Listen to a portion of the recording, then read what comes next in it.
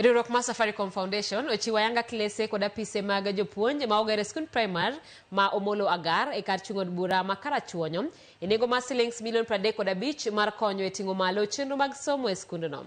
Chal mag klese skundno osebedo ka richo, gino mane omiyo riwruogno okawo okang' mar muko oko klese go te kendo chako gedo manyien ma koro Jagoro mogirore migawo mar arita Laktar Omolo mane otelo e kinde chenro mar chiwo ayanga klese manyasanigo ne okoni chenro no biro miyo jopuonjre lwasi maber mar somo manyalo miyo gichop lek margi e kinde mabiro.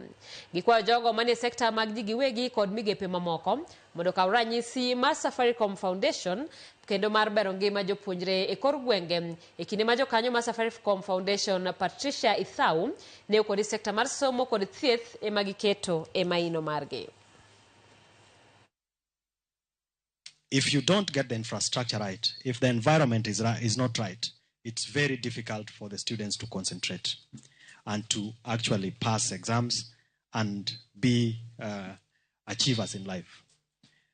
And for that, coming together today to celebrate what M-Pesa Foundation has done to Omolo Agar is a big, big thing. Education in particular has been an area we have seen has the power to unlock our community's potential and enhance our people's livelihood. The Ministry of Education, we have consistently invested in local communities. And I'm happy that we are receiving a new built infrastructure today donated to us by the M-Pesa Foundation.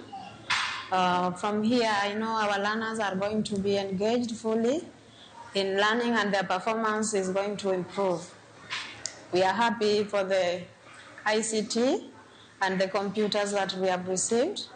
This one is going to make our learners be digitally empowered.